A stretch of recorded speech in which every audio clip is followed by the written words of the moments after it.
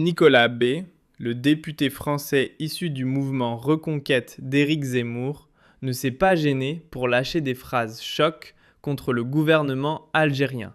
Et croyez-moi, ça fait son effet. Dans une vidéo partagée par les organisateurs d'une conférence sur les chrétiens en Algérie, il n'y est pas allé par 4 chemins. Le titre de cette journée ? Nicolas B., le député français issu du mouvement Reconquête d'Éric Zemmour, ne s'est pas gêné pour lâcher des phrases choc contre le gouvernement algérien. Et croyez-moi, ça fait son effet. Dans une vidéo partagée par les organisateurs d'une conférence sur les chrétiens en Algérie, il n'y est pas allé par 4 chemins. Le titre de cette journée ? Plutôt trompeur, parce que parler de minorité en Algérie, ce n'est pas juste évoquer les chrétiens. Il y a aussi des groupes musulmans, ibadites, chiites et même une toute petite communauté juive, encore plus rare que les chrétiens. Mais apparemment, préciser liberté des chrétiens aurait été trop limité. Alors le Parlement européen a préféré un vague liberté des minorités. On pourrait discuter des mots choisis, s'interroger sur les intentions derrière cette initiative. Mais ce qui reste indéniable, c'est que la situation des chrétiens mérite qu'on s'y attarde, qu'on lui accorde un vrai regard. Et ce qui m'a personnellement donné un petit frisson, c'est l'ampleur des propos de Nicolas B. Vous allez voir, la façon dont il ouvre le bal mérite toute votre attention. Très heureux de vous accueillir, vous, délégation kabyle, ici à Strasbourg au Parlement européen. Et en particulier, je tiens à saluer le président du gouvernement kabyle en exil, M. Ferhat Menia. C'est un plaisir, un honneur de vous recevoir ici. Comme député français, comme patriote français, je suis attaché à la Kabylie et aux Kabyles. Je sais que nous partageons des valeurs communes, qu'il y a en Kabylie aussi beaucoup de chrétiens qui, comme toutes les minorités, doivent être défendus. Et particulièrement les chrétiens, bien sûr, parce que nous avons un lien civilisationnel. Et puis, nous faisons un constat très simple. C'est que le gouvernement actuellement en place, et depuis trop longtemps en place à Alger, est un gouvernement dictatorial, marxiste, et qui est à la fois francophobe et kabylophobe. Et donc, ça crée naturellement un lien d'autant plus fort entre nous et ce gouvernement, loin de s'assagir ou loin même de s'affadir, et toujours aussi virulent avec les ennemis qu'il désigne, à l'extérieur la France, à l'intérieur les Kabyles et la Kabylie. Tout cela pour essayer de passer sous silence ces échecs, qui sont très nombreux, dans tous les domaines d'ailleurs, et qui aboutissent d'ailleurs à ce que l'Algérie aujourd'hui est sans doute l'un des pays les plus fermés au monde, en rivalisant sans doute avec la Corée du Nord. Et donc voilà, pour nous, patriotes français, c'est important d'être conscient, lucide de la situation des Kabyles et d'être à leur côté comme nous l'avons souvent été. Mais c'est vrai que c'est un débat qui est sorti un peu de l'actualité française. Beaucoup de nos compatriotes ne sont pas forcément conscients des enjeux liés à la Kabylie et de la situation des Kabyles. Et donc voilà, votre présence aujourd'hui et tout ce que l'on pourra faire ensemble dans le futur, ce sera l'occasion de donner un maximum de poids et de visibilité à votre combat. Donc merci pour votre présence aujourd'hui. Et je cède tout de suite la parole à Yann, je crois. Yann B. On l'avait bien écouté. Nicolas B a été d'une sévérité inédite, d'une dureté sans faille et sans précédent. Les mots qui ont été choisis sont extrêmement accablants. Nous avons un nombre important de députés européens. Un nouveau député plutôt. Un eurodéputé français. Un parlementaire européen français. Un eurodéputé.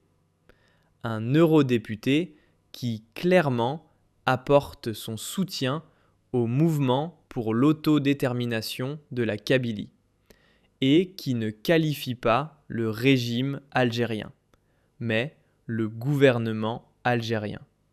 Le gouvernement algérien. Les mots ont quand même un sens. Quand on dit régime, c'est une chose.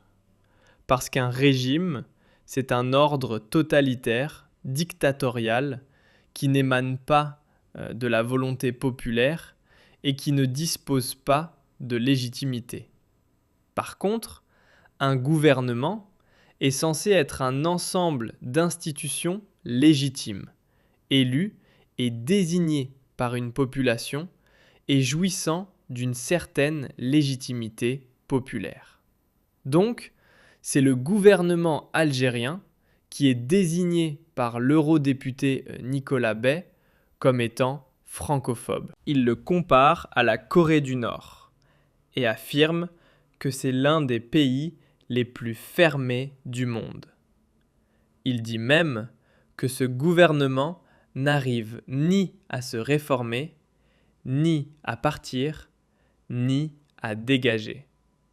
Et il y a un soutien franc qui est apporté de la part de ce représentant de l'extrême droite française et de l'extrême droite européenne. Je rappelle bien que les députés d'extrême droite en France ou dans un certain nombre de pays européens se sont rassemblés dans une formation politique au sein du Parlement européen qui s'appelle Conservateurs et réformistes européens. ECR, pouvez vous informer, ECR, c'est un groupe de parlementaires qui regroupe les partisans de la droite dure ou de l'extrême droite européenne.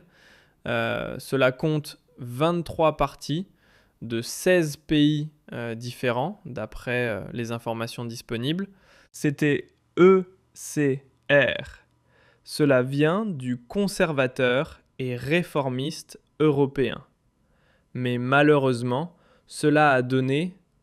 Malheureusement non, cela a donné, cela a été le mot réformateur.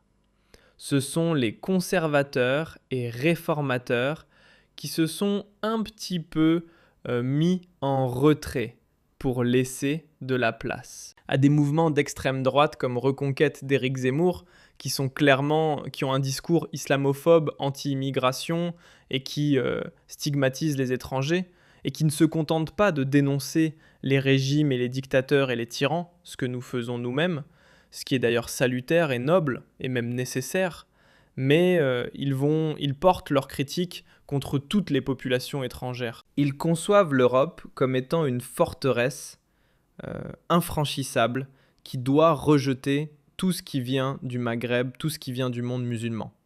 Ils conçoivent l'islam non pas comme une culture étrangère qui peut apporter une valeur ajoutée et sa pierre à l'édifice de l'Union européenne, mais comme une menace, comme un envahisseur, comme une invasion culturelle, identitaire, qui met en péril l'identité européenne. Donc ce sont des positions très extrémistes et très problématiques.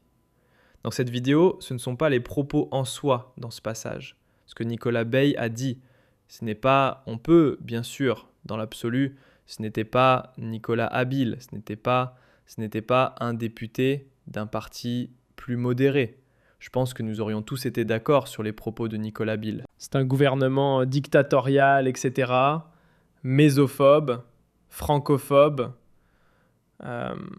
et le soutien qui a été formulé à Nicolas Bay au mouvement pour l'autodétermination de la Kabylie, nous avons, dans cette séquence que je vous ai montrée, la démonstration et le constat qu'il y a une véritable alliance, une connivence, plus qu'une connivence aujourd'hui, c'est une alliance entre le mouvement pour l'autodétermination de la Kabylie, le mouvement séparatiste, et l'extrême droite française et européenne. Cela, c'est très inquiétant, et c'est l'une des grandes défaites du régime Tebboune.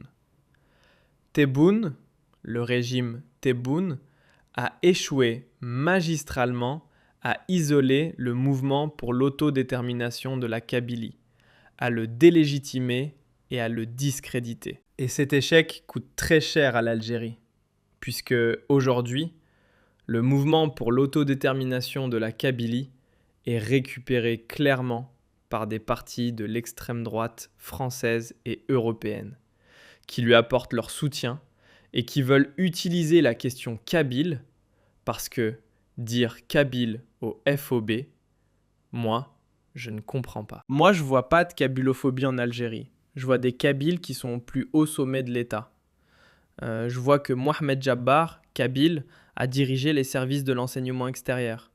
Je vois que le général Haj, qui a été promu par le général-major, a dirigé la gendarmerie nationale entre deux pratiquement pendant presque 3 ans.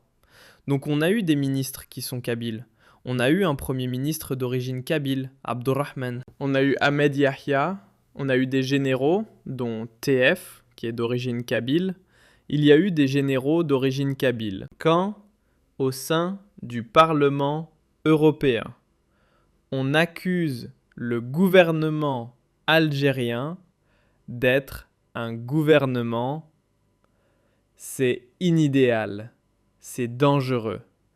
Et on veut réduire la complexité de la problématique algérienne à une question de minorité, à une question de persécution à l'encontre d'une minorité, à la tragédie d'une minorité qui serait opprimée par la majorité qui occuperait le territoire national de ce pays, ou qui exercerait, qui monopoliserait le pouvoir, qui exercerait seul le pouvoir. Ce qui est complètement faux. Les Kabyles en Algérie sont aussi opprimés que tous les Algériens.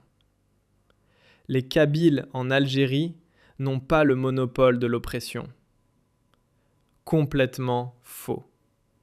Les Algériens de Tlemcen jusqu'à Annaba, Oula jusqu'à Tarf, d'Alger jusqu'à Inzam, ils sont tous opprimés.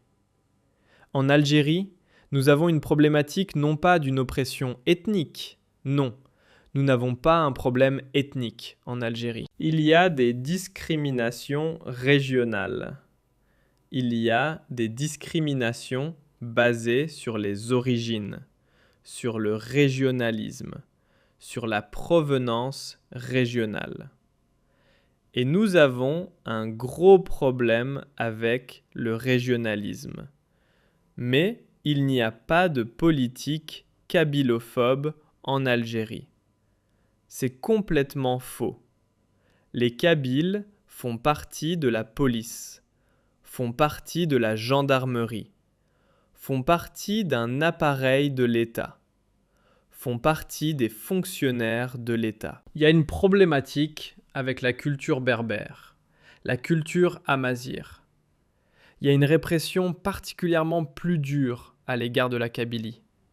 Non pas parce qu'elle est la Kabylie, mais parce que la Kabylie est un foyer de contestation politique. C'est un foyer de l'opposition algérienne. C'est un foyer de contestation populaire. C'est la région qui abrite les intellectuels ou les opposants les plus virulents du pays. Et elle a des traditions politiques, des traditions de l'opposition, qui sont plus importantes en Kabylie qu'ailleurs, parce qu'il y a des traditions sociologiques et des niveaux d'instruction et des parcours politiques différents en Kabylie par rapport aux autres régions. Mais la Kabylie n'est pas une région martyre par rapport aux autres régions du pays. Complètement faux. Il y a eu des dérives, des dérapages à cause de la politique bête et méchante d'Abdelmadjid Tebboune et du régime Tebboune, qui nous a conduits à cette catastrophe. Gabs, je le dis aujourd'hui, à cause de cette politique anti-mouvement pour l'autodétermination de la Kabylie, brutale, inefficace et contre-productive, les opinions publiques à l'étranger commencent à percevoir le régime algérien et l'Algérie, et l'État algérien. On parle plus de régime, On parle de gouvernement.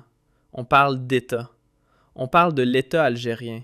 On parle du gouvernement algérien. Tu commences à être perçu comme une entité raciste, une entité xénophobe, une entité, comment dirais-je, qui opprime une minorité, qui massacre. C'est comme s'il y avait un génocide en Algérie, ce qui est complètement faux. La problématique de l'Algérie, c'est une problématique d'autoritarisme, de dictature, d'un système politico-militaropolite, militaire, civil et politique, qui n'est pas légitime, parce qu'il refuse l'alternance démocratique et parce qu'il applique une politique qui viole les libertés publiques individuelles